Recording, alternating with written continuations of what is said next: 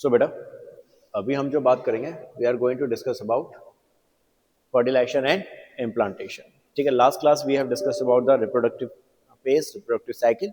उसका next topic we are going to discuss about fertilization and implantation. We know this very well. जब fertilization की बात करते हैं तो fertilization is what? That is the fusion of male and female gametes and the formation of zygote. Zygote is always unicellular, single cell structure होती थी. And जो fertilisation होगा that is take place inside the fallopian tube, that is oviduct. Oviduct में भी हमने देखा था ampulla, that is the place जहां पे एक्चुअल में फर्टिलाइजेशन हो रहा होता था, right? So now here in this diagram we are showing this, हम ये चीज देख रहे हैं. This is the structure of male gamete, that is sperms, right? This is sperm. अब इसमें समझाया क्या गया बेटा? इसमें स्ट्रक्चर में मैं ये बता रहा हूं कि इसका जो ये मेन हेड वाला पार्ट होता है, you know this very well. This is head, this is head, ठीक है, ये middle part and this is the tail वाला पार्ट, राइट? एंड इसमें ये जो है स्टार्टिंग में दिस इज एक्रोसोम. तो जब पेनिट्रेशन होगा तो वो एक्रोसोम का होगा, ठीक है? इस एक्रोसोम के अंदर क्या प्रेजेंट होते थे बेटा? इसके अंदर प्रेजेंट होते हैं that is hydrolysing enzyme. These are the name of enzyme which is present inside the acrosome, that is hydrolysing enzymes. ये यहां पे प्रेजेंट है.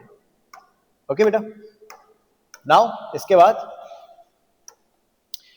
हाइड्रोलाइजिंग एंजाइम्स को हम लोग बेटा यहाँ पे स्पर्म लाइसिन भी बोलते हैं, that is also known as sperm lysin, right? Now इसके बाद इसके अंदर प्रेजेंट क्या क्या होता है? इसके अंदर तीन डिफरेंट अलग अलग आपके क्या है, दैट इज एंजाइम्स है. पहला है hyaluronidase, this is the first name of enzyme, hyaluronidase. Second one is your corona penetrating enzyme, this is the second one, corona penetrating enzyme. And last zonalysin which is also known as acrosin, ये इसी का ही दूसरा नाम है, acrosin. तो ये तीन enzyme से, तीनों को मिलाकर हमने क्या बोला? हाइड्रोलाइजिंग एंजाइम बोले, राइट? नाउ हियर यहां पर ये जो दिख रहा है this is the female structure, this is called ओवा. ये ओवा है यहां पे आपको जो दिख रहा है, that is the diagram of ओवा. ओवा यहां पे आपको देख लीजिए. अब यहां पे क्या है इसकी स्ट्रक्चर? हेयर यहां पर क्या प्रेजेंट है? लेयर्स है कुछ. सबसे पहले आपका दैट इज आउटर लेयर है, that is called corona radiata, ठीक है? This is the outer layer. इस लेयर में जो कोरोना रेडिएटा मैंने बताया बेटा, इसमें क्या है? दैट इज बीच बीच में आपका एसिड भरा हुआ है, that is called hyaluronic acid which is present between the corona radiata. NCERT book में डायग्राम दे रखा है. अब इसके बाद कोरोना रेडिएटा के अंदर की साइड क्या प्रेजेंट होगी इसकी? That is layer, next layer zona pellucida. ये द एक्चुअल में ये आउटर लेयर है, this is the main outer layer जो होती है. जोना पैलिसिडा के ऊपर आपका कोरोना रेडिएटा की लेयर्स होंगी, दैट इज, लेकिन एक्ट की जो मेन लेयर होती है वो जोना पैलिसिडा है, दैट इज क्लियर. अब जोना पैलिसिडा के बीच में यहाँ पे जो आप देखोगे ये जो एसिड है हाइलुरोनिक एसिड, इसके बीच बीच में क्या प्रेजेंट होंगे? कुछ फर्टिलिन प्रोटीन्स प्रेजेंट होते हैं, दीज आर फर्टिलिन प्रोटीन्स. सेम अगर मैं यहाँ पे स्पर्म की बात करूंगा तो यहाँ पे भी समझना कि जो स्पर्म्स होते थे बेटा, इसमें जो एक्रोसोम पार्ट होता है इसके अंदर तो ये हाइड्रोलाइजिंग एंजाइम प्रेजेंट थे, लेकिन इसमें बाहर की साइड पे क्या प्रेजेंट होता है? एंटी फर्टिलाइजिंग प्रोटीन प्रेजेंट होते थे. यानी ये इसके कॉम्प्लीमेंट्री है, फर्टिलिन प्रोटीन की कॉम्प्लीमेंट्री एंटी फर्टिलाइजिंग प्रोटीन है. ये दोनों सेम होने चाहिए, फर्टिलिन और एंटी फर्टिलिन प्रोटीन सेम जब होते हैं देन क्या हो पाता है? दैट इज फर्टिलाइजेशन हो पाता है. क्या बात समझ में आ रही है? इसलिए डिफरेंट ब्रीड्स को अगर हम लोग नेचुरली रिप्रोड्यूस करवाएं भी तो फर्टिलाइजेशन नहीं हो पाएगा उनका. उसके लिए हमें फिर अलग उनके ये फर्टिलिन एंटी फर्टिलिटी प्रोटीन जो इनको अलग करना पड़ता है, सेपरेट करना पड़ता है, दैट इज हाइब्रिडाइजेशन में, क्रॉस ब्रीडिंग के अंदर. क्या ये बात क्लियर हो रही है? So now come to the point. अब क्या है यहाँ पे समझना, ये जो हाइलुरोनिडेज एंजाइम है नाम से समझ में आ रहा है किसका ब्रेकडाउन करेगा? हाइलुरोनिक एसिड का करेगा. फिर कोरोना पेनिट्रेटिंग एंजाइम से किसका ब्रेकडाउन कर देंगे? कोरोना रेडिएटर सेल्स का. तो ये खत्म हो गए दोनों. अब क्या बचा? सबसे आउटर लेयर, दैट इज जोना पैलिसिडा बची एग की. इसका पेनिट्रेशन कौन करेगा? जोनालाइसिन, दैट इज एक्रोसिन. इसको ब्रेक डाउन कर देंगे, खत्म. जैसे इसका ब्रेक डाउन होगा ये जो एक्रोसोम था पेनिट्रेट कर जाएगा एग के अंदर. क्या ये बात क्लियर हो गई यहाँ पे? पक्का? यहाँ पे इसी एग के अंदर मैंने कुछ और पार्ट्स भी दिखा रखे थे, दैट इज ये इसकी फर्स्ट पोलर बॉडी है जो मैंने तुम लोगों को पीछे स्लाइड में बताया था बेटा. First polar body we have discuss in the last slide. पीछे मैंने तुम लोगों को समझाया था ना फर्स्ट पोलर बॉडी की फॉर्मेशन कब होती थी? आपको याद करो, जब मैंने मेंस्ट्रुअल साइकिल बताई थी उसमें फर्स्ट पोलर बॉडी कब बन रही थी? हमने फॉलिकल्स देखे थे ना, मेंस्ट्रुअल साइकिल से पहले फॉलिकल्स बताए थे, प्राइमरी, सेकेंडरी, टर्शियरी और ग्राफिक फॉलिकल्स. तो फर्स्ट पोलर बॉडी किसमें बन रही थी? टर्शियरी. वहां पर आपकी फर्स्ट पोलर बॉडी की फॉर्मेशन हो रही थी, लिखा था. In the last class we have discuss, okay, that is, तो वहां पे आपकी रुक जाती थी प्रोसेस, फर्स्ट पोलर बॉडी बनी और वहीं की वहीं प्रोसेस रुक गई, गेट इट। अब ये वही चीज यहां दिखा रहे हैं, ये फर्स्ट पोलर बॉडी थी जो बनी ओवर देयर। अब इसके अलावा अंदर क्या प्रेजेंट होंगे, अंदर प्रेजेंट होंगे यहाँ पे, दैट इज जो हमने पीछे डिस्कस कर चुके हैं, क्रोमोसोम्स थे, दैट इज मियोसिस अरेस्ट क्या हो गई, रुक गई, स्टॉप हो गई थी, कब, मेटाफेज सेकंड में, क्लियर। देन इसके अलावा ये इसकी प्लाज्मा मेम्ब्रेन, और बीच बीच में जो ये स्पेस है प्लाज्मा मेम्ब्रेन की और जोना पैलिसोडा के बीच की जो ये स्पेस है, दैट इज पेरिविटिलाइन स्पेस, ये इंपॉर्टेंट है, this is the important one. तो ये तीनों टीम समझ में आ चुके हैं, ठीक है। पहले क्या होगी, प्लाज्मा मेम्ब्रेन और उसका आउटर है जोना पैलिसोडा, दोनों के बीच की space that is called perivitelline space. अंदर की तरफ क्या होंगे, दैट इज यहाँ पे आपकी मियोसिस जो सेकंड है वो रुक जाती है, कौन सी फेज पे, मेटाफेज सेकंड पे, और यहाँ पे फर्स्ट पोलर बॉडी की फॉर्मेशन हो रही थी। So this is the fertilisation, is it clear now how it take place. Now come to the next part, आगे बढ़ते हैं। Now this is acrosomal reaction. अभी एक्रोसोमल रिएक्शन क्या है समझना, हमें क्या पता है, we know this very well कि जनरली आपका जब एक ही स्पर्म से वो एग के संग फर्टिलाइज होता है, जबकि अगर हम बात करें तो मिलियंस में स्पर्म्स आते हैं, फैलोपियन ट्यूब तक थाउजेंड्स में स्पर्म्स पहुंचते हैं। तो एक ही स्पर्म क्यों है जो फर्टिलाइज हो पाता है, बाकी क्यों नहीं हो पाते हैं, बिकॉज जैसे ही फर्टिलाइजेशन होगा उसके बाद एक्रोसोमल रिएक्शन देखने को मिलेगी। एक्रोसोमल रिएक्शन क्या, यहाँ पे जैसे ही ये फर्टिलाइजेशन हुआ, जोना पैलिसोडा के कांटेक्ट में स्पर्म आया, उसका कौन सा एक्रोसोम पार्ट आया, देन ये बन गई यहाँ पर क्या, that is a cone formation हो जाती है, this is called formation of fertilisation cone, ये बन जाता है यहाँ पे। क्या ये बात समझ में आ रही है, इसकी फॉर्मेशन हो गई, फर्टिलाइजेशन कॉन बन गया। जैसे ये फर्टिलाइजेशन कॉन बनता है, कब, जब फर्टिलाइजेशन हुआ, एक्रोसोम और जोना पैलिसोडा एक दूसरे कांटेक्ट में आए, तभी फर्टिलाइजेशन कॉन बन गया। फर्टिलाइजेशन कॉन जैसे ही बना, उसके बाद क्या हुआ, प्लाज्मा मेम्ब्रेन डीपोलराइज्ड हो गई, plasma membrane becomes the depolarised, और उसकी वजह से क्या हुआ, जो बाकी के स्पर्म्स थे, जो दूसरा स्पर्म था इसके आसपास का, वो एंटर नहीं हो पाया क्योंकि मेम्ब्रेन डीपोलराइज्ड हो रही है। क्लियर बात, आगे बढ़े, come to the next part. अब उसके बाद जब फर्टिलाइजेशन होगा तो फाइनली क्या हुआ, जाइगोट की फॉर्मेशन हुई। जाइगोट की फॉर्मेशन जब होगी तो उसके अंदर माइटोटिक डिवीजन होगा बहुत फास्ट, जिसको हम क्लीवेज बोलते हैं, दैट इज क्लीवेज देखने को मिलेगी, यानी नंबर ऑफ सेल्स इंक्रीज होंगे लेकिन साइज इंक्रीज नहीं हो रहा है।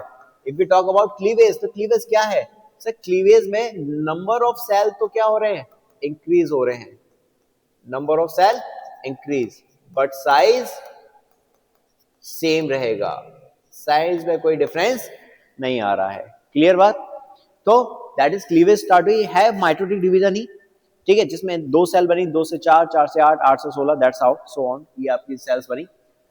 ये जो डेवलपमेंट हो रहा था ये कहां हो रहा है, फैलोपियन ट्यूब के अंदर हुआ था, ये सारा डेवलपमेंट हमें कहां देखने को मिला, इनसाइड द फैलोपियन ट्यूब, खत्म।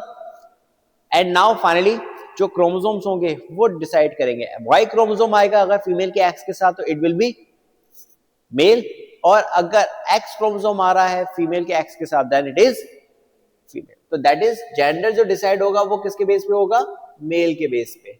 मेल हमेशा कैसे होंगे, हेट्रोजाइगस, दोनों क्रोमोसोम डिफरेंट है, दीज आर हेट्रोजाइगस, ये हेट्रोजाइगस हो गए क्योंकि एक एक्स क्रोमोसोम है और एक Y chromosome है, that's why it is heterozygous. And when we talk about female, female is what, that is homozygous, दोनों क्रोमोसोम सेम है। So जहां ये Y chromosome आएगा तो gender will be male. Is it clear? Okay, now come to the next point. ये जो points मैंने बताया वो यहाँ इस डायग्राम में समझाएं बेटा, look at into this diagram. इस डायग्राम को एक बार थोड़ा सा हम enlarge कर लेते हैं।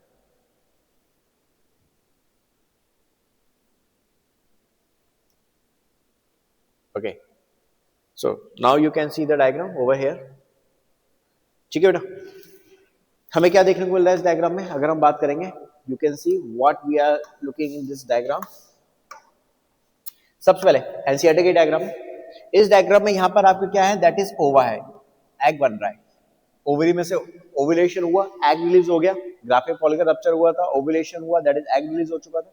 अब ये एग रिलीज हुआ और एग रिलीज होने के बाद यहाँ क्या देखने को मिला हमें, फर्टिलाइजेशन, मिलियंस में, थाउजेंड्स में स्पर्म्स आए, उनमें से एक ही स्पर्म तुम देख रहे हो दैट इज आपकी जोना पैलिसोडा को पेनिट्रेट करके अंदर की तरफ गया है, राइट। तो यहाँ पर क्या हुआ, फर्टिलाइजेशन स्टार्ट हो गया। फर्टिलाइजेशन के बाद जस्ट आफ्टर क्या हुआ, जैसे फर्टिलाइजेशन हुआ, फर्टिलाइजेशन के बाद अब आपको देखने को मिला दैट इज क्लीवेज, कितनी सेल बन गई, सिंगल से 2 सेल, पहले क्या था, फर्टिलाइजेशन हुआ, फर्टिलाइजेशन से क्या बना, जाइगोट। उस जाइगोट में क्या देखने को मिला, क्लीवेज। कितनी बन गई, 2 सेल बन गई, सिंगल से 2 सेल। ये आउटर आपको ज़ोना पैलिसोडस की आउटर मेम्ब्रेन देखने को मिल रही है। अब 2 से कितनी बनेगी, 4 सेल। जो ये सेल्स बनती हैं दैट इज कॉल्ड ब्लास्टोमियर्स। इन्हीं सेल्स को क्या बोल रहे हैं हम लोग, ब्लास्टोमियर। 2 to 4 सेल्स बनी, दैट इज ब्लास्टोमियर्स। 4 से कितनी बनी, 8 सेल। जब 8 सेल आ जाती है दिस इज कॉल्ड मोरूला। ये अर्ली स्टेज है, it is the early stage of morula. 8 cell stage is the early stage of morula. Now again फिर से वही डिवीजन हुआ, क्लीवेज हुई। 8 से कितनी बनी, 16 cells. This is 16 cells morula. That is a mature morula. That is a mature morula. 8 cell, that's the early stage morula. It is early stage morula. Is it clear? And then उसके बाद बेटा 16 cells morula stage देखने को मिली हमें. That is mature morula. Clear? है तो ये भी morula और ये भी. 8 cell early stage है, premature. And ये complete mature morula है. इसके बाद क्या होगा ना, 60 cells morula बना. यहां से ये मूव कर रहा है, लुक ओवर देयर, ये यहां से मूव किया, ये रहा था आपका, this is early pre mature morula, this one. यहां से मूव करके कहां आ गया, दैट इज आपका आ गया यूट्रस में। अब इम्प्लांटेशन देखने को मिलेगा, you will see the implantation. इसमें क्या होगा, पहले इस मोरूला में आपसे क्या बनेगा, ब्लास्टोसिस्ट बनेगा। ब्लास्टोसिस्ट क्या है सर, इसमें 2 पार्ट होंगे। एक आउटर पार्ट जिसको कहेंगे हम, इसकी layer, that is called trophoblast. ये आउटर मेम्ब्रेन होती है किसकी, ब्लास्टोसिस्ट की। क्लियर? इसके बाद नेक्स्ट अगला जो होगा, अंदर की तरफ सेल्स होंगे, that is called inner mass of cells. ये इनर मास ऑफ सेल्स जो है एक्चुअल में यही क्या बनाएंगी, that will form embryo. Inner mass of cells से एम्ब्रियो बनेगा। और जो ट्रोफोब्लास्ट थी बेटा, ये क्या किससे अटैच होगी, that will attach to the endometrium, जो कि प्लेसेंटा बनाने में हेल्प करेंगे। क्या बात समझ में आ गई, is it clear? Trophoblast placenta की फॉर्मेशन करेगा आगे चल के, और जो इनर सेल मास है अंदर का, that will form embryo. And इसके अंदर जो ये कैविटी होती है, that cavity is known as blastocoel. This cavity is known as the blastocoel. Is it clear now? Okay बेटा, आगे बढ़ते हैं। Now come to the next part. So this is here we go, that is implantation. जो पीछे मैंने बताया वही चीज यहाँ डायग्राम में हम लोग देख रहे हैं बेटा। इम्प्लांटेशन क्या हो रहा है, सी व्हाट इज इम्प्लांटेशन। जब ब्लास्टोसिस्ट एंडोमेट्रियम से अटैच होता है, when the blastocyst get attached to the endometrium, this is called implantation. Is it clear? This is called the implantation. अब क्या होगा, now try to understand next thing. यहां हमें क्या देखने को मिलेगा बेटा इम्प्लांटेशन के अंदर, सी लुक ओवर हियर। सबसे पहले ये एंडोमेट्रियम है जो मैंने दिखाई यहाँ पे, this is the endometrium which is present over there. ठीक है, दिस इज एंडोमेट्रियम। अब इसमें एंडोमेट्रियम में क्या होगा, यहाँ पे सी इधर अंदर यूट्रस में क्या बना, ब्लास्टोसिस्ट की फॉर्मेशन हुई। Here is the formation of blastocyst. ये ब्लास्टोसिस्ट में क्या है अंदर, this is inner cell mass, और ये आउटर वाला पार्ट क्या है, this is the trophoblast. Outer layer है, the outer layer of blastocyst is known as the trophoblast. और अंदर जो सेल्स है that is called inner mass of cell या इनर सेल मास। अब आ जाओ इसके बाद, now come to the next point. जिधर ये इनर सेल मास होगी, दैट इज जहां पर ये इनर सेल मास होगी, वही साइड से क्या होगा, दैट इज अटैचमेंट होगा। इम्प्लांटेशन उसी साइड से होगा जहां इनर सेल मास है। तो you can see in this diagram, यहाँ इनर सेल मास है, जहां से ये एंट्री हुई, इसकी एंडोमेट्रियम से अटैचमेंट होगा। ठीक है, यहाँ पे से एंडोमेट्रियम को रप्चर करने के लिए क्या प्रेजेंट थे, लाइटिक एंजाइम्स थे। There are some lytic enzymes जो इस एंडोमेट्रियम को रप्चर करेंगे, एंड दैट्स हाउ इम्प्लांटेशन देखने को मिलेगा। क्लियर बात? Now come to this side. अब जब इम्प्लांटेशन हो गया, once the implantation is completed, जब आपका दैट इज एंडोमेट्रियम से ब्लास्टोसिस्ट अटैच हो गया, अब उसके बाद क्या होगा, नाउ सी यहाँ पर ये आपका इम्प्लांटेशन था। ये अंदर की तरफ inner mass of cells, that is inner mass of cells के बाद यह आउटर लेयर क्या है, दिस इज ट्रोफोब्लास्ट। ठीक है, मैंने पहले बता दिया ट्रोफोब्लास्ट से क्या बनेगा बेटा, प्लेसेंटा फॉर्म होगा, और इनर सेल मास से क्या बनेगा, एम्ब्रियो बनेगा। ठीक है, it will convert into the embryo. Clear है बेटा? अब आ जाओ come to the next point. ये जो एम्ब्रियो था, सी इस एम्ब्रियो के बारे में हम यहाँ डिस्कस कर रहे हैं। यहाँ पे क्या होगा बेटा, ये जो एम्ब्रियो था आपका, दैट इज इसकी जो आपकी ट्रोफोब्लास्ट है, दैट इज ये ब्लास्टोसिस्ट है अभी, जिससे एम्ब्रियो बनना है आगे चल के, इनर सेल मास जो है कन्वर्ट होगी एम्ब्रियो के अंदर। तो इसमें जो ट्रोफोब्लास्ट थी, वो ट्रोफोब्लास्ट 3 पार्ट में डिवाइड हो जाती है। It is divided in the 3 part. एक ट्रोफोब्लास्ट जिसको हम कहेंगे cytotrophoblast, this is called cytotrophoblast, जो ये दिखा रखी है पहले से। दूसरी जो होगी, जो बाहर फोल्डिंग दिखा रहा हूं मैं, this is called syncytiotrophoblast. Trophoblast, syncytiotrophoblast. Actual में प्लेसेंटा की फॉर्मेशन यही सिनकाइटियोट्रोफोब्लास्ट करती है। Getting my point? ट्रोफोब्लास्ट तीन पार्ट में लेयर है, एक है that is called your cytotrophoblast, दूसरा है syncytiotrophoblast, syncytiotrophoblast that will form the placenta, and then इसके बाद एक है दैट इज कॉल्ड योर आपकी यहाँ पे सी अंदर की side. Trophoblast is two parts, sorry let me correct it. Trophoblast के दो पार्ट थे बेटा, एक तो है साइटोट्रोफोब्लास्ट और एक है syncytiotrophoblast. Syncytiotrophoblast that will form placenta. अब आ जाओ इसके बाद इनर सेल मास जो थी, इनर सेल मास के दो पार्ट आ गए, एक है जो मैंने दिखाया दैट इज एपिब्लास्ट, इसको कहते हैं germ disc, epiblast this is known as germ disc, और जो बाहर की तरफ ये वाला दिखाया this is called hypoblast, epi and hypoblast. Is it clear? अब समझ रहा मेरी बात को? ये जो एपिब्लास्ट है एक्चुअल में ये जर्म लेयर्स की फॉर्मेशन करते हैं। एक तो बनी एक्टोडर्म, एक बनी इससे मेसोडर्म और एक बनी इससे एंडोडर्म। यही लेयर तीनों जो जर्म लेयर है, these are the germ layer जो एपिब्लास्ट से बनी, यही तीनों जर्म लेयर क्या बनाएंगी? That will finally form the embryo. अभी बात सुनो, इनर सेल मास ही तो एम्ब्रियो बना रहा था, तो इनर सेल मास में क्या है? इनर सेल मास में पहले ट्रोफोब्लास्ट, दो पार्ट में डिवाइड है, दो लेयर, एक साइटोट्रोफोब्लास्ट एक सिनकाइटियोट्रोफोब्लास्ट। सिनकाइटियोट्रोफोब्लास्ट क्या फॉर्म करेंगे? That will form placenta. उसके बाद जो अंदर का इनर सेल मास है इसका दो पार्ट, एक एपिब्लास्ट और एक हाइपोब्लास्ट।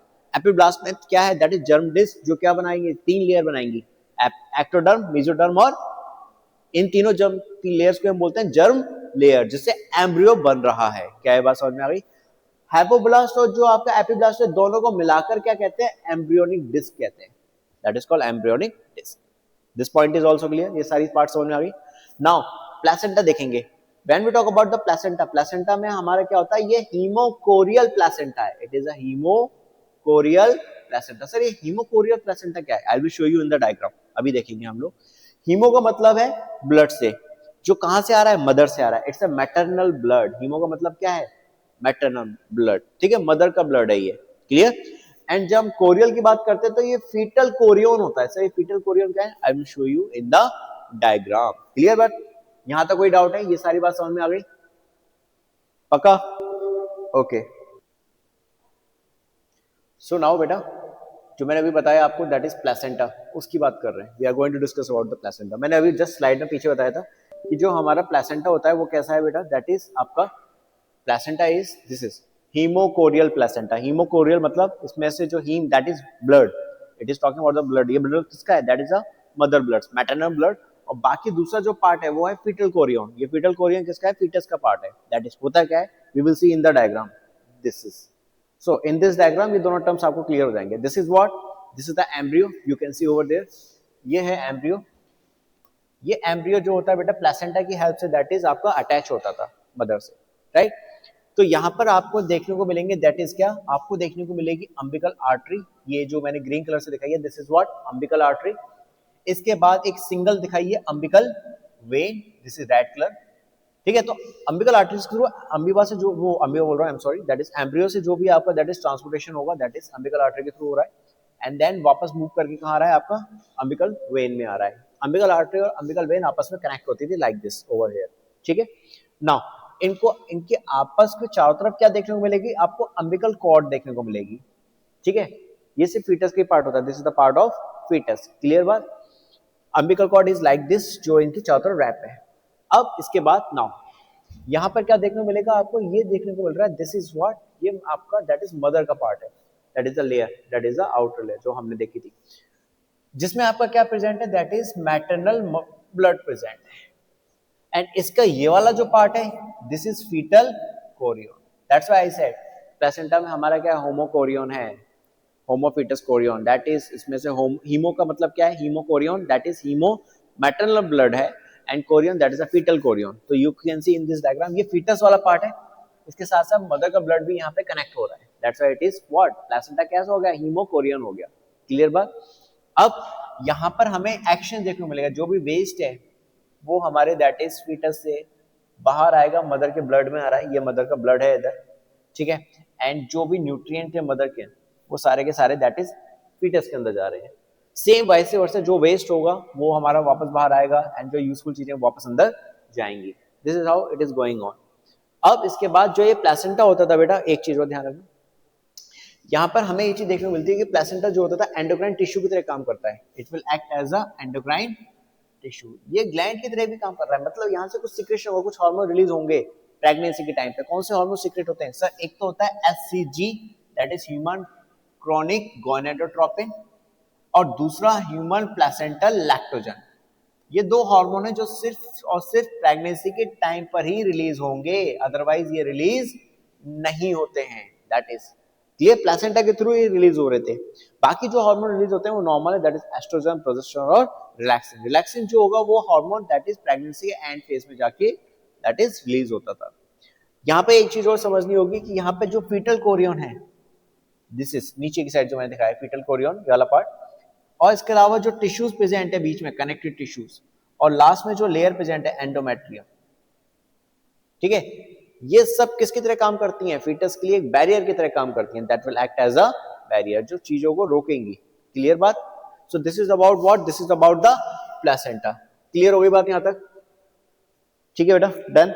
चलो, so class we are going to discuss about the gestation period which is the second last topic of your chapter। उसको एक बार हम लोग कंप्लीट करेंगे बेटा, उसके बाद आपका पैचुरेशन और lactation, then the chapter is end. So बेटा we are going to discuss about now आपका गेस्टेशन पीरियड। सबसे पहले गेस्टेशन पीरियड होता क्या है?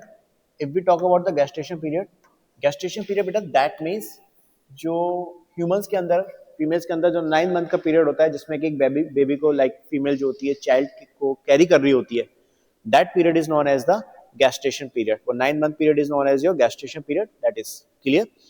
ये अलग अलग हो सकता है एनिमल्स के according, depend on the animals, it is different. Humans के अंदर हम बात कर रहे हैं तो ह्यूमंस के अंदर दैट इज योर 9 मंथ का पीरियड जो होता है। अब इस गेस्टेशन पीरियड में एक्चुअल में होता क्या है? दैट इज इस 9 मंथ के पीरियड के अंदर एक्चुअल में बेबी जो जाइगोट था, जाइगोट से जो एम्ब्रियो और एम्ब्रियो से जो फीटस बना, एक्चुअल में उसका डेवलपमेंट चल रहा होता है। तो हम गेस्टेशन पीरियड को बेटा ट्राइमेस्टर में डिवाइड करते हैं, that is divide in the trimester.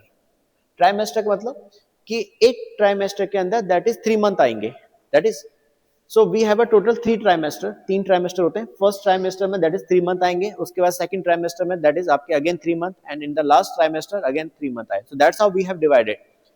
First trimester में क्या होता है बेटा? सबसे पहले चीज समझना, जो सबसे मेन चीज है फर्स्ट मंथ के अंदर ही दैट इज जो चाइल्ड होता है, जो एम्ब्रियो होता है, उसमें हर्ट जो होता है वो डेवलप होता है।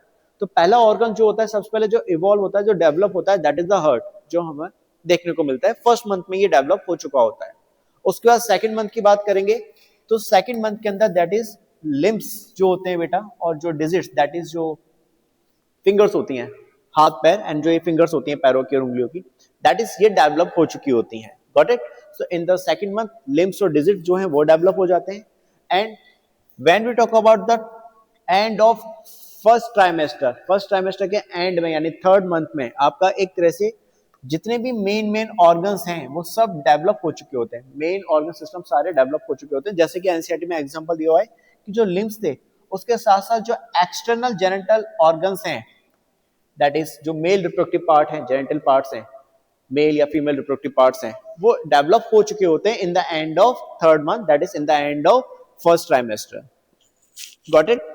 उसके बाद स्टार्ट होता है आपका सेकंड ट्राइमेस्टर, जिसमें हमारा दैट इज फोर्थ मंथ में क्या होता है, कुछ ज्यादा हमें अलग चीजें देखने को नहीं मिलती, मेन ऑर्गन सारे यहाँ डेवलप हो चुके होते हैं, सिर्फ उनका डेवलपमेंट हो रहा होता है, थोड़ा और प्रॉपर तरीके से डेवलप हो रहे होते हैं। फिर जो फिफ्थ मंथ आता है उसमें हमें एक चीज देखने को मिलती है सबसे main, that is body movement देखने को मिलती है। जो एक बेबी जो होता है उसके ऑर्गन सारे डेवलप हो चुके हैं, लिम्स डेवलप हो चुके हैं, तो अब उसकी मूवमेंट हाथ पैरों की स्टार्ट हो जाती है, that is in the fifth month. तो फिफ्थ मंथ के आसपास हमें वो बॉडी मूवमेंट देखने को मिलती है, साथ के साथ में जो सिर होता है बेटा उस पर बाल जो है वो अपीयर हो जाते हैं, वो नजर आते हैं। तो इन the end of fifth month movement start होती है, that is the main part जो हमें इसमें ध्यान रखना होता है। एंड सेकंड, उसके अलावा जो सिर होता है उसमें बाल हमें देखने को मिलते हैं। इसके बाद आता है सिक्स मंथ।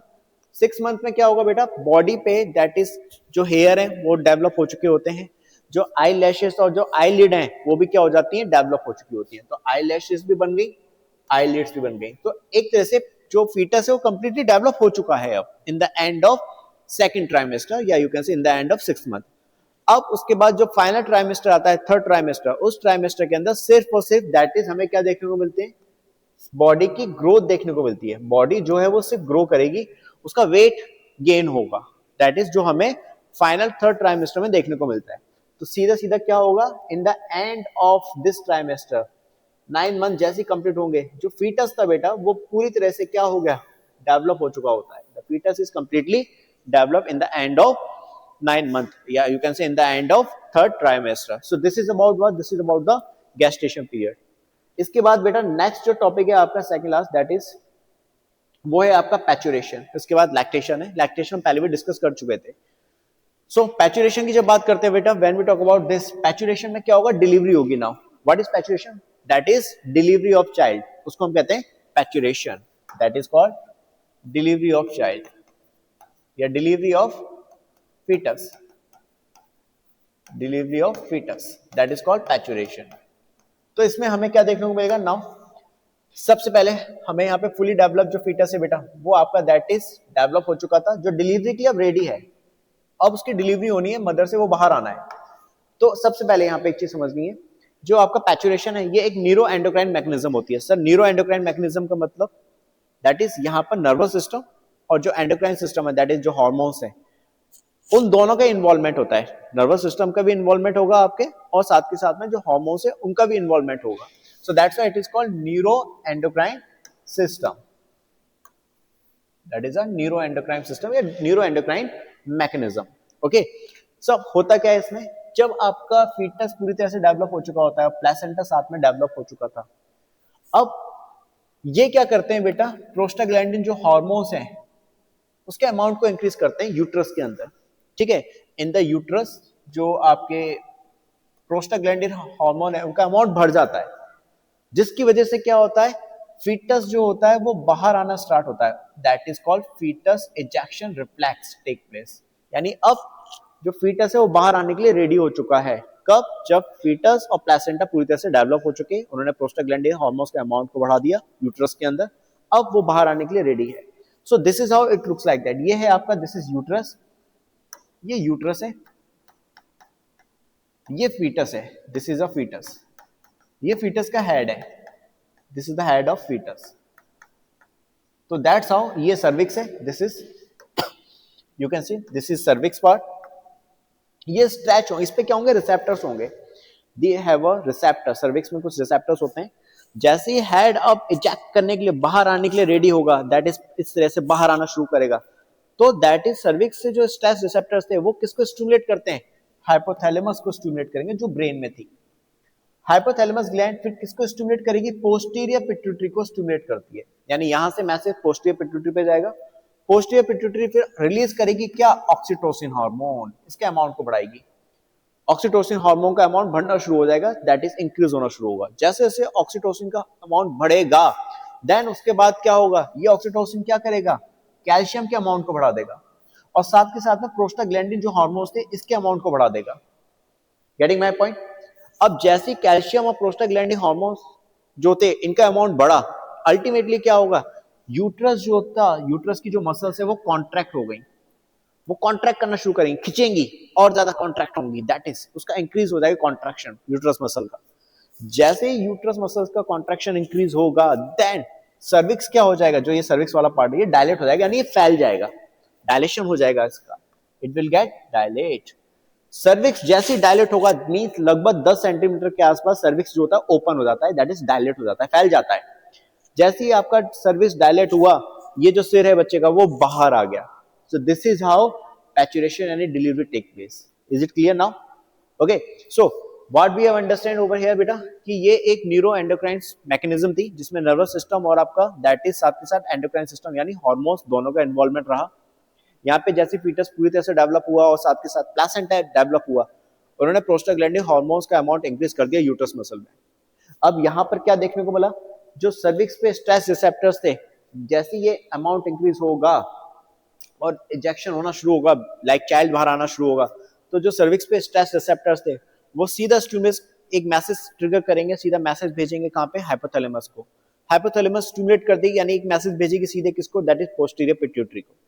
पोस्टीरियर पिट्यूटरी से फिर रिलीज होगा हार्मोन ऑक्सीटोसिन, जिसका अमाउंट बढ़ना शुरू हो जाएगा, इंक्रीज होना शुरू होगा। ये डायलेशन करवाएगा, that is I mean injection करवाएगा, बच्चे को बाहर निकालने में हेल्प करवाएगा। कैसे? ये रिलीज करेगा क्या, कैल्शियम और प्रोस्टाग्लैंडिन हार्मोन्स, दोनों मिलकर क्या करेंगे, अगेन यूट्रस को कॉन्ट्रैक्ट करेंगे, जिसकी वजह से फाइनली जो सर्विक्स था वो डायलेट हो जाएगा, फैल जाएगा, एक्सपेंड हो जाएगा लगभग 10 सेंटीमीटर तक, एंड चाइल्ड का जो सिर है, हेड है, वो बाहर की तरफ आ जाएगा. So this is how paturation take place.